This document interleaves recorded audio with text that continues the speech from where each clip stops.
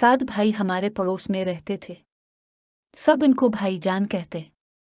जब उनकी शादी हुई और सुरिया उनकी दुल्हन बनकर आई तो वो महल्ले भर की भाभी मशहूर हो गई। सरा भाभी हूँ तो बहुत अच्छी और अखलाक वाली थी, लेकिन कुछ काहिल ही थी।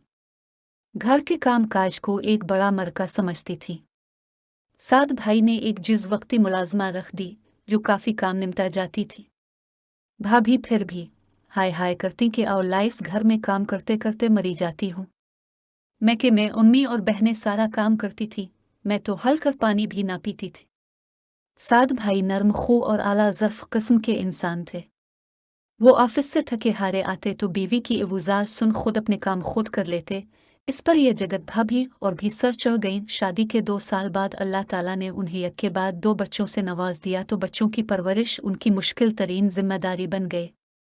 उनकी देखभाल से वो गेबर लौट है और घर तो एक तरफ खुद अपने सर लिया है बेनियाजी नजर आने लगी। कभी बेटा बीमार तो कभी बेटी को बुखार है। तमाम वक्त उनसे बच्चों के छोटे मोटे काम ही खत्म न हो पाते थे। किसी के घर आना जाना मलना मिलाना सब खत्म कर दिया, बस बच्चों की होकर रह गई थी। इन्हीं दिनों साद भाई के छोटे भाई भाभी कार हादसे में इंतकाल कर गए। सिर्फ एक नन्हा बच्चा मुजजाना तौर पर बच गया। सच है, जिसे अल्लाह रखे इसे कौन छक्के। इस खुश नसीब बच्चे की बदनसीबी के माँ बाप दोनों का साया ना रहा। करीबी अजीज साद भाई ही थे जो इसके वारिस थे। वो यतीम भेजे को घर ले आए और बीवी की गोद में देकर कहा, अल्लाह ताला ने अब 3 नेमतें हमको सौंप दी हैं, इस यतीम बच्चे को भी हमने पालना है। तुम इसका ख्याल एक माँ की तरह करना और उसको ममता की कमी महसूस न होने देता। मुझे उम्मीद है कि मेरे यतीम भतीजे की परवरिश भी इसी तरह प्यार से करोगी जिस तरह अपने बच्चों की कर रही हो। सुरैया भाभी से तो अपने बच्चे ठीक तरह ना संभलते थे, वो देवर का बच्चा कैसे पालते। चलाकर बच्चे को पीछे कर दिया कि वो शौहर के हाथों से गिरते गिरते बचा। नहीं साद, ये मुझसे ना होगा। मैं नहीं पाल सकती किसी दूसरे का बच्चा। रातों को उठना और जागना कोई आसान काम है। मैं तो पागल हो जाऊंगी। साद भाई को बीवी से यूं लकी से जवाब की उम्मीद हरगज ना थी।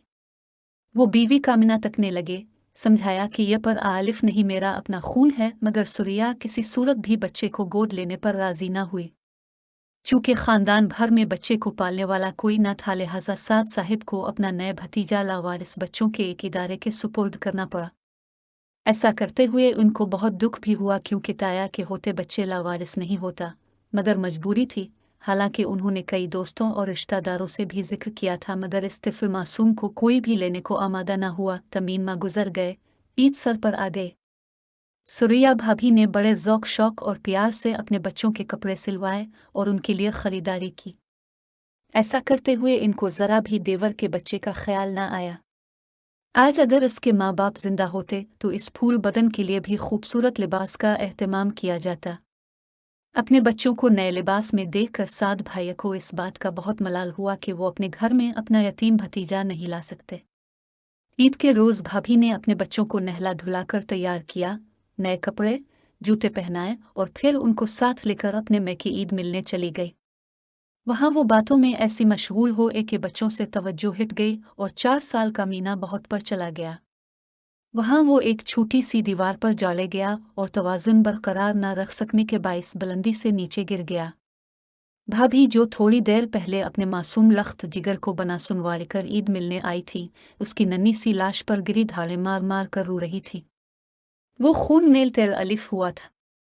बुलंदी से करते ही उसकी रूह कफस उनसरी से परवाज कर चुकी थी। कई माह तक सुरैया भाभी इस सदमे से निढाल रही। खाना पीना छूट गया, सूख कर कांटा हो गए, आंखों के गिर्द सियाह हल्के पड़ गए और रोते रोते आंखों के सोते भी खुश्क हो गए। पास पड़ोस की उर्त दिलजुई को आए माँ और बहनें उनको मशियत इज़्ज़ती पर सब्र तलकीन करती, मगर ये किसी बुत की मानिंद खामोश बैठी खलाओं में घूरती रहती थी। वक्त के साथ साथ ज़ख्म मुंदमिल होने लगा। मियाँ ने भी बहुत समझाया कि खुदा की यही मर्जी थी, सब्र करो, अल्लाह ताला इन बच्चों का नाम अल बदल मजीद औलाद की सूरत देंगे। खुदा खुदा करके सब्र आया तो दाल और लुकमा खाने लगी। सारे दिन में 1-2 बार चंद घूंट पानी के भी हल्क में उतरने लगे। दिल ने गम को भुलाया तो नहीं, मगर अपने अंदर जज्ब कर लिया।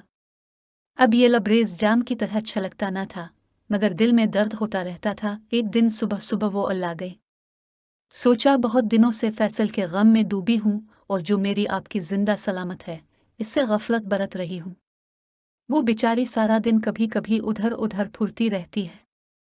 इसे नहलाने धुलाने का ख्याल भी कई दिनों बाद आता है। सूरत इसकी यतीम बच्चों के जैसी हो गई है। उन्होंने मारिया की तरफ देखा। बच्ची कितनी मैली हो रही है, इसकी तरफ ध्यान ही नहीं।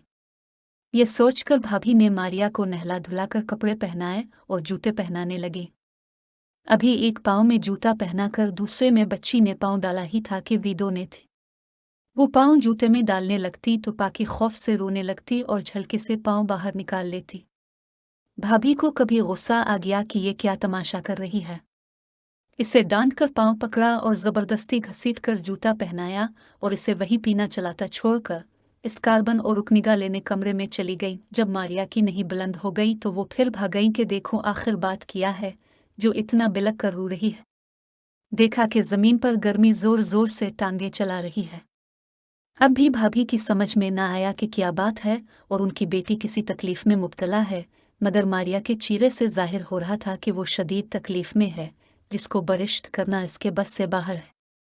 डॉक्टर तक पहुंचते बच्ची हलकान हो गई। इसकी टांग नीली पड़ गई। वो बेहोश थी। डॉक्टर ने टेबल पर लुटाया, हिलाया जलाया और जूते उतारे तो पता चला कि जूते के अंदर काला बिच्छू था जिसने मारिया को 3-4 बार डंक मारा और वो ड्रू तकलीफ से देने थी, मगर सुरिया एभी की कजे में कुछ ना आया। डॉक्टर ने जूता जूं का तो पखो फर्श पर गिर गया। ये इंतहाई जहरीला था जिसका जहर मारिया के बदन में फैल चुका था। वो जानबर ना हो सकी। यूं देखते देखते भाभी बेचारी की हरी भरी गोद उजड़ गई। वो नीम पागल सी हो गई, हवास खो बैठे। एक के बाद दीगरे 2 जानलेवा हादसों ने उनसे जिंदगी की हर खुशी छीन ली। सभी कहते थे इस बेचारी पर ये उफ्ताद की नकमर टूटी, मगर इस सवाल का जवाब किसके पास था? अल्लाह ताला की मसलहतें वही जाए। सात भाई ने देवी की दिलजुई में कोई कसनहा निथार की, मगर वो इस अलमिया के बाद नार्मल ना हो सकी। हर वक्त अपने गुड्डे और गुड़िया को याद करती थी, उनसे बातें करती थी जैसे वो जिंदा हूं और उनके सामने बैठे हों। उनके कपड़े देव धोकर इस्त्री करके रखती थी। इनके खाने के बर्तन, खिलौने, इनकी हर शय संभाली हुई थी। जब सोत तो अपने एक जानिब गुड़िया और दूसरी जान बिगडान लेती और जब तक आंख ना लग जाती उनको भीनी भींच कर प्यार कर तुम्हें और उनसे बातें करती। माहिर नफ्सियात से बहुत इलाज करवाया मगर उनके दिल का जख्म हर आओ रहा।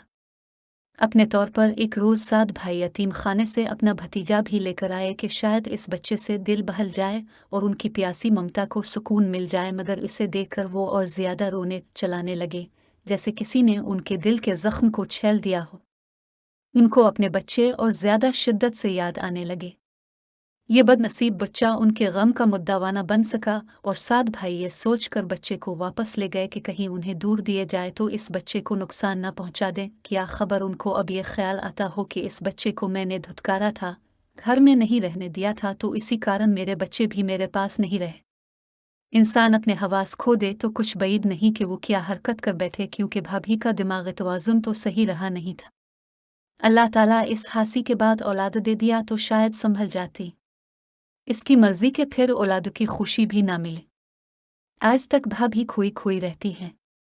दूसरों के बच्चों को सकती हैं तो खुद से बातें करने लगती हैं और हर वक्त एक गुड़िया और एक गड्ढा अपने पास रखती हैं।